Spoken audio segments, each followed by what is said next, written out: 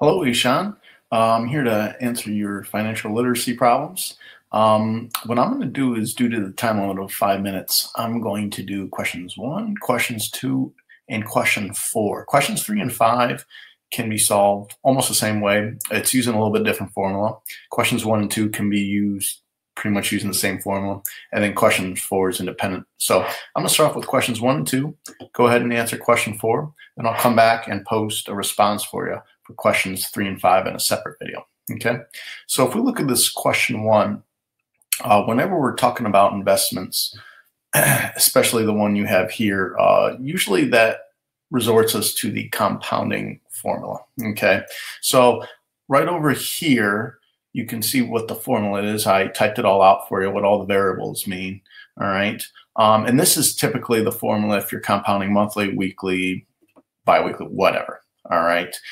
If you're not compounding, you're just going to put 1 for n. All right. That's called simple interest. So you're just going to put the 1 for n. But in this case, we are.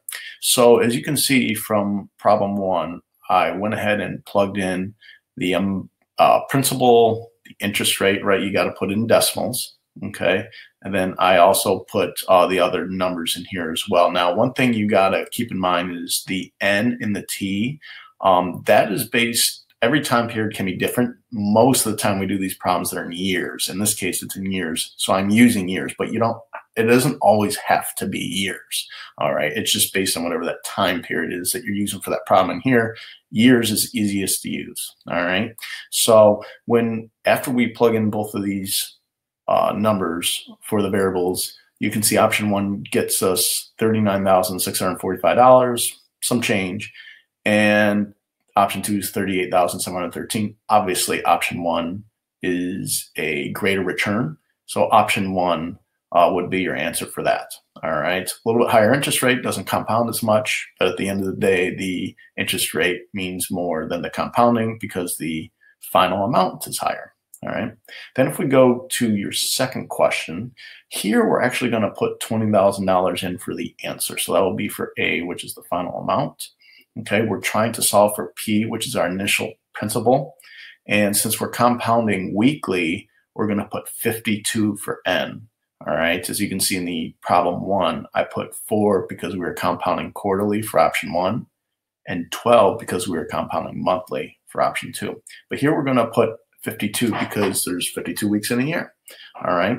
So once we plug these numbers in, and again, when I plugged this into my calculator, I didn't round until I got the final answer. But for the sake here, I did round 15.5973. We end up getting an initial principal of $1,282.28. So if you invested that amount of money, you'll have $20,000 at 11% interest rate compounded weekly after 25 years. All right. So let's go to our question four here, the credit card question. So the only issue with this question is we have to make some assumptions. One, we got to make an assumption there's no grace period. Many times credit card companies will give you a grace period to make a payment.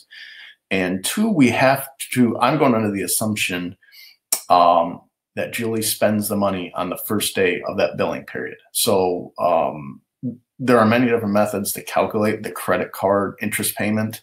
I'm going to use the most popular method, which is the average daily balance.